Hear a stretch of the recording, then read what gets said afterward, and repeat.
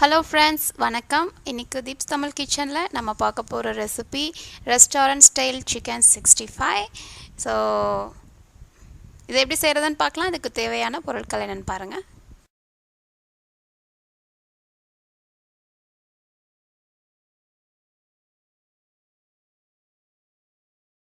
First உங்க mixie இல்ல Blender jar எடுத்துட்டு அதுல 2 கிராம்பு, ஒரு சின்னதா பட்டை, ஒரு 1 இன்ச் பீஸ் இருந்தா போதும். பட்டை, அதுக்கப்புறம் ஒரு 2 இன்ச் சைஸ்க்கு இஞ்சி ஆட் பண்ணிக்கோங்க. அதுக்கப்புறம் 5 பல்லு பூண்டு. ஸோ நான் வந்து பெரிய பூண்டு இருக்குல்ல அதை யூஸ் பண்ணுறேன். நீங்கள் சின்ன வெரைட்டி பூண்டு யூஸ் பண்ணுறீங்கன்னா 10 கூட நீங்கள் ஆட் பண்ணிக்கலாம்.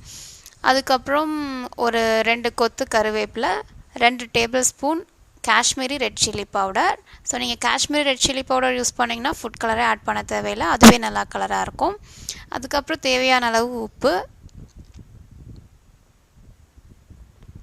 அப்புறம் 3 டீஸ்பூன் கார்ன்ஃப்ளவர், 2 டீஸ்பூன் கடலை மாவு. இதெல்லாம் ஆட் பண்ணிவிட்டு மிக்சியில் வச்சு நல்லா இதை ஸ்மூத் பேஸ்ட்டாக அரைச்சிக்கோங்க. ஸோ அரைக்கும்போது நீங்கள் கொஞ்சமாக தண்ணி ஆட் பண்ணிக்கலாம், பட் ரொம்ப நிறையா தண்ணி ஆட் பண்ண வேண்டாம். ஆனால் திக் பேஸ்ட்டாக தான் இருக்கணும். ஸோ நான் ஜஸ்ட் ஒரு 4 டேபிள் ஸ்பூன் மட்டும் தான் தண்ணி ஆட் பண்ணேன். ஸோ அதை நல்லா ஸ்மூத் பேஸ்ட்டாக அரைச்சதுக்கு அப்புறமா 1 டீஸ்பூன் ஆயில் ஆட் பண்ணி மறுபடியும் ஒரு 10 செகண்ட் அதை நல்லா அரைச்சிக்கோங்க. ஸோ ஆயிலோடு சேர்த்து அதை நல்லா அரைச்சதுக்கு அப்புறமா இங்கே வந்து நான் 400 கிராம் சிக்கன், இதை வந்து சின்ன சின்ன பீசஸாக கட் பண்ணிவிட்டு நல்லா ஹாட் வாட்டர் அப்புறம் உப்பு போட்டு நல்லா வாஷ் பண்ணிவிட்டு அதுக்கப்புறம் ஒரு 10 நிமிஷம் மஞ்சத்தூளில் ஊற வச்சுக்கோங்க. ஸோ இந்த சிக்கன் கூட நம்ம இப்போ அரைச்சோம் இல்லையா, அந்த இஞ்சி பூண்டு மற்ற கார்ன்ஃப்ளவர் அந்த பேஸ்ட்டை வந்து ஆட் பண்ணிக்கலாம். ஸோ அந்த பேஸ்ட்டை வந்து நல்லா ஸ்மூத்தாக அரைச்சிக்கணும், தருதரெல்லாம் அரைச்சிடாதீங்க, நல்லா நைஸாக அரைச்சிக்கோங்க.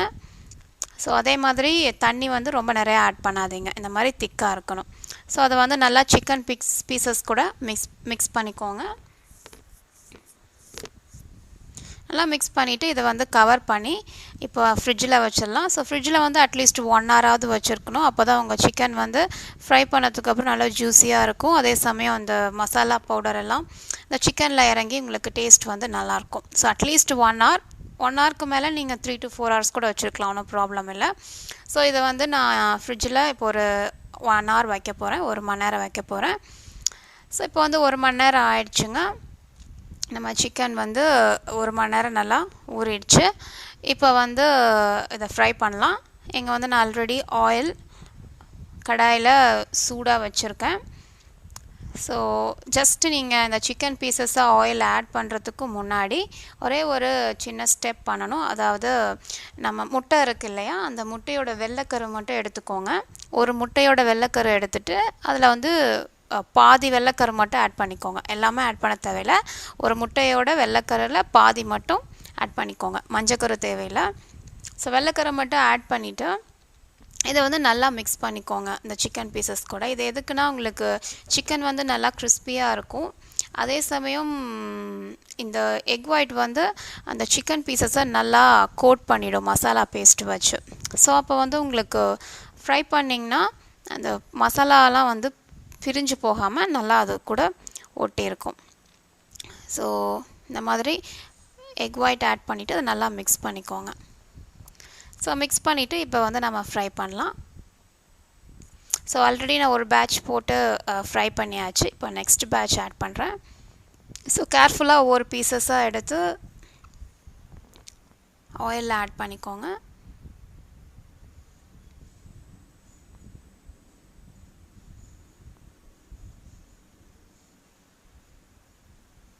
ஸோ இதை வந்து ஒரு 5 நிமிஷம் இல்லை 5-7-8 நிமிஷம் பக்கம் ஆகும். நல்லா வந்து டார்க் ரெட் கலர் ஆகிற வரைக்கும் ஃப்ரை பண்ணிக்கோங்க. ஸோ நடுவில் லைட்டாக ஃப்ளிப் பண்ணி விட்டுக்கோங்க, அப்போ தான் ஈவனாக எல்லா பக்கம் குக் ஆகும்.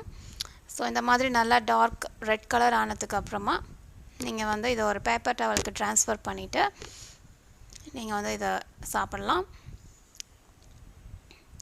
ஸோ எல்லா சிக்கன் பீசஸும் ஃப்ரை பண்ணி முடிச்சதுக்கப்புறமா அடுப்பை ஆஃப் பண்ணிவிட்டு அதுக்கப்புறம் ஒரு 2 கொத்து கருவேப்பிலை எடுத்துக்கோங்க. இந்த கருவேப்பிலையை வந்து இந்த ஆயிலில் ஆட் பண்ணி ஃப்ரை பண்ணிக்கோங்க. ஸோ அடுப்பு வந்து ஆனில் இருக்க தேவையில்லை, நான் கருவேப்பிலை ரொம்ப சீக்கிரமாக ஃப்ரை ஆகிடும். ஸோ ஆஃப் பண்ணிவிட்டு இந்த கருவேப்பிலை ஆட் பண்ணிக்கோங்க. இது வந்து நல்லா கிறிஸ்பியாக ஆகிற வரைக்கும் அப்படியே ஃப்ரை பண்ணி இதையும் எடுத்து ரெடியாக வச்சுக்கோங்க. ஸோ இப்போ வந்து இந்த சிக்கன் 65 எப்படி சர்வ் பண்ணுறதுன்னு பார்க்கலாம். ஸோ உங்கள் பிளேட்டில் நம்ம ஃப்ரை பண்ண இந்த சிக்கன் பீசஸ்லாம் எடுத்து வச்சுட்டு